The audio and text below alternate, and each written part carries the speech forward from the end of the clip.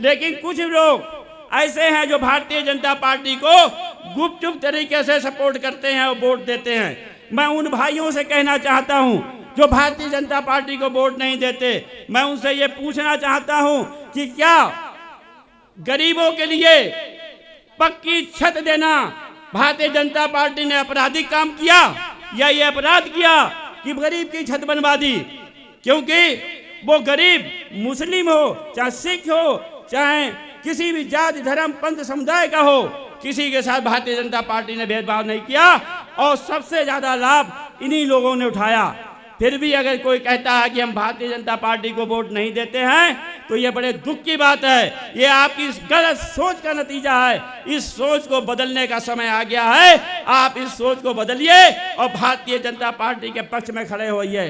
किसी भी सरकार ने पिछले 70 सालों में गरीबों के घर गिरवी पड़ जाते थे, उनके मकान गिरवी पड़ जाते थे, उनके मकानों को बेचना पड़ता था जब कोई गरीब बीमार पड़ता था और उसका बड़े अस्पताल में इलाज की बात आती थी तो उसे अपना घर गिरवी करना पड़ता था। भारतीय जनता पार्टी को क्या पागल कुत्ते ने काटा था जो 5 लाख रुपए का इलाज आपको फ्री देने की सुविधा दी? ये भारतीय जनता पार्टी की सोच है कि कोई गरीब धन अभाव में मृत्यु का शिकार ना हो, मौत का शिकार ना हो, उसकी समुचित इलाज हो, उसके परिवार के लोग इस बात से संतुष्ट हो जाएं कि उसका इलाज सही ढंग से हुआ। भले बाद में मृत्यु हो जाए, मृत्यु का तो कोई निश्चित नहीं है, लेकिन उसे ये संतुष्टि हो जाती है कि आयुष्मान कार्ड के जरिए मेरे बच्चे का, मेरे बुजुर्ग का, मेरे माता पिता का इलाज हुआ और इसमें कोई भी कुताही नहीं बरती गई। ये भारतीय जनता पार्टी की देन है जो आखिरी व्यक्ति के, गरीब व्यक्ति के विषय में सोचती है।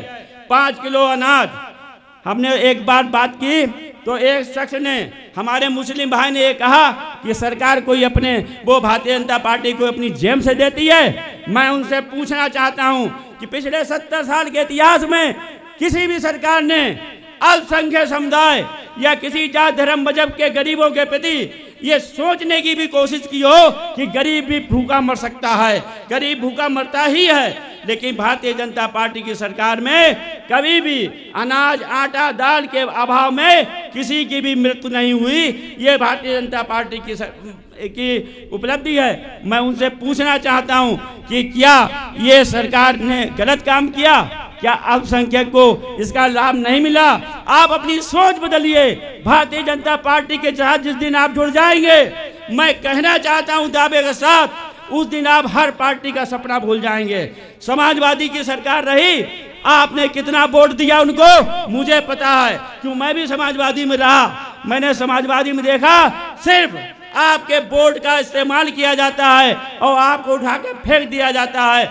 जब आपको कुछ देने का मौका आता है तब कोई भी आवाज नहीं उठती और कोई भी आपके विषय में सोचना मंजूर नहीं करता, सोचना गवारा नहीं करता है। मैं आपसे ये पूछना चाहता हूं कि बताइए, पिछले समाजवादी की सरकार में आपको कौन सा तोहफा दिया और भारतीय जनता पार्टी ने आपको किस सुविधा से वंचित किया? इस बात को आप हमें बता दीजिए। सिर्फ आपके वोट का इस्तेमाल किया और आपके वोट को लेकर उन्होंने सत्ता का सुख भोगा, लेकिन भारतीय जनता पार्टी को कोई सत्ता का मोह नहीं, लेकिन वो कहीं पे भी भेदभाव नहीं करती है। आप जाइए माननीय योगी आदित्यनाथ जी के गोरखपुर में जब जनता दरबार लगता है, वहाँ के मुसलमान भाइयों से पूछिए कि उनके साथ कैसा व्यवहार वो करते हैं। आज गोरखपुर के अंदर उनकी जो ऐतिहासिक जीत होती है, उसके पीछे कारण एक ही है कि उन्होंने हिंदू मुस्लिम में कभी भेदभाव नहीं किया। ये आपके मन की धारणा है। आपके लोग, दूसरी पार्टियों के लोग और जो धार्मिक आधार पर जो मौज करते हैं, जो धार्मिक आधार पर जो मजा लेते हैं, जो धार्मिक आधार पर सत्ता की भागीदारी में अपनी हिस्सेदारी सुनिश्चित करते हैं, वही लोग आपको बरगलाने का काम करते हैं, वही लोग आपको गुमराह करने का काम करते हैं। आप दिल खोलकर, मैं ये कहना चाहूँगा कि तिलहर से ही इस बात की शुरुआत हो जाए कि तिलहर का हिंदू मुस्लिम हमेशा गंगा जमुनी तहजीब का कायल रहा है।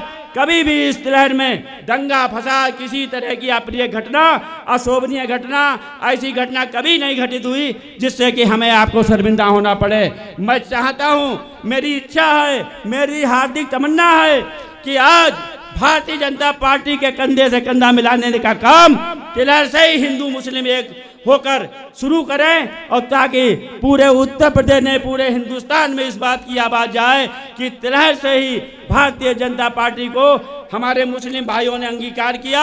भारतीय जनता पार्टी के झंडे के नीचे सारे हिंदू मुस्लिम एक होकर रहे और तिलहर से ही इस बात की शुरुआत हो जाए, तो मैं समझता हूँ ये बहुत बड़ी उपलब्धि होगी और आपका मान सम्मान बढ़ेगा, आपकी प्रतिष्ठा बढ़ेगी, आपकी आवाज़ बुलंद होगी, तिलहर का नाम होगा।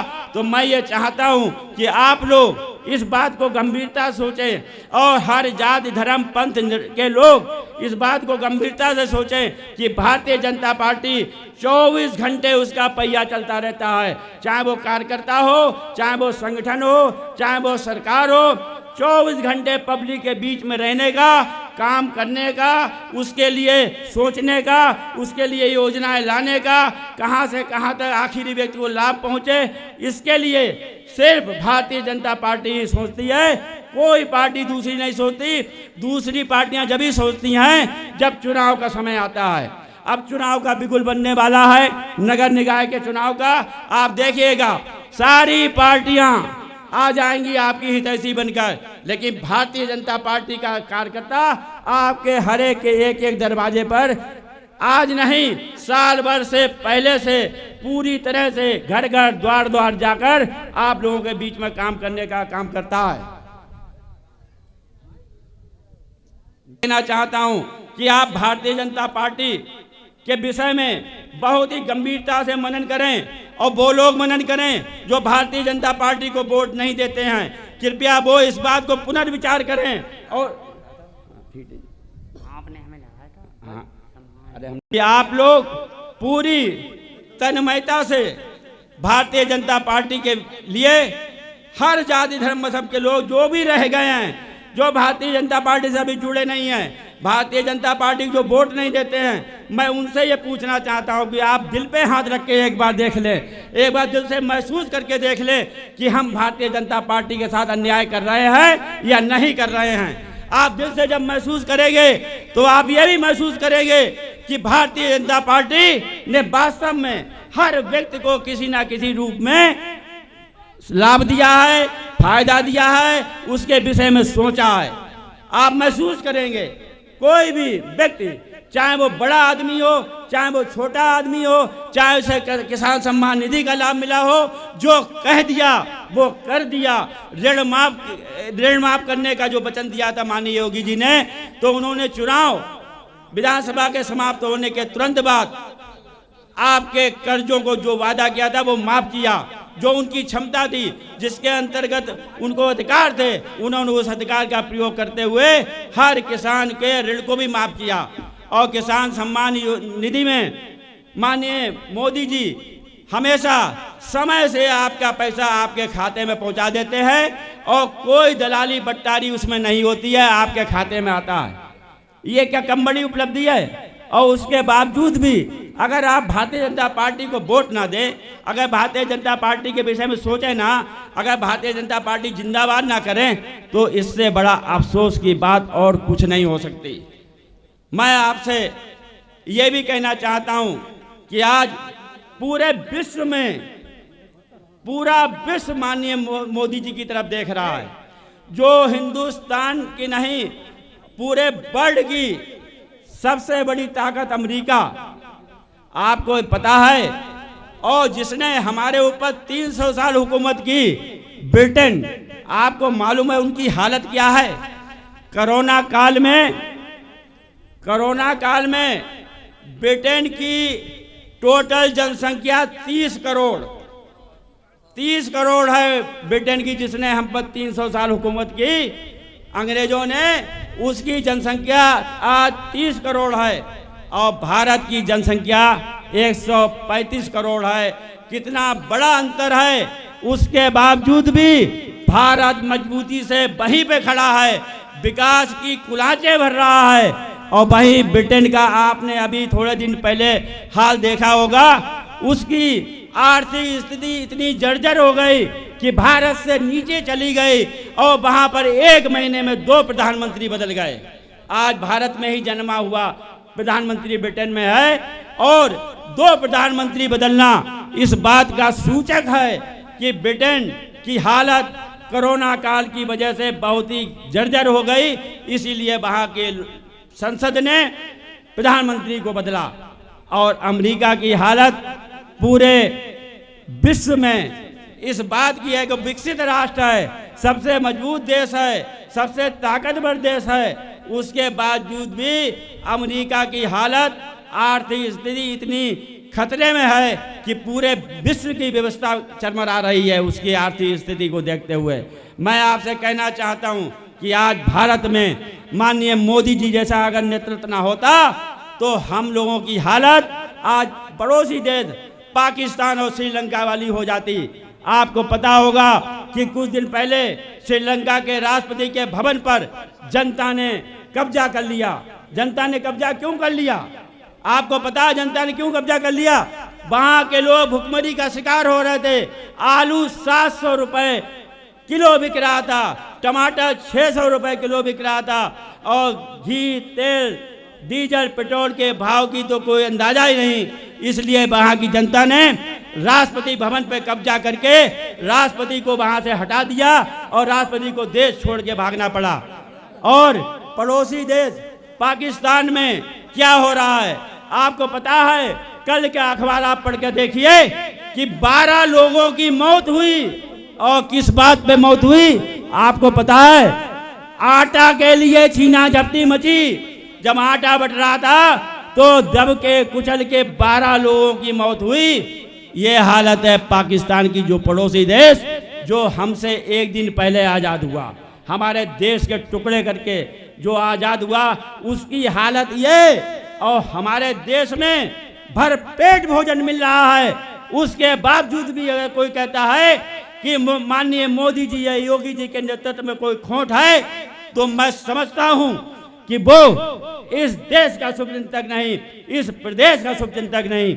आज मैं आपसे कहना चाहता हूं कि आप इस देश के विषय में सोचिए, इस उत्तर प्रदेश के भविष्य के विषय में सोचिए। आज चारों तरफ आपके जनपद शाहजहांपुर में कल ही 1 अरब से ज्यादा लागत की सड़कों का जाल बिछाने का शिलान्यास भूमि पूजन हुआ।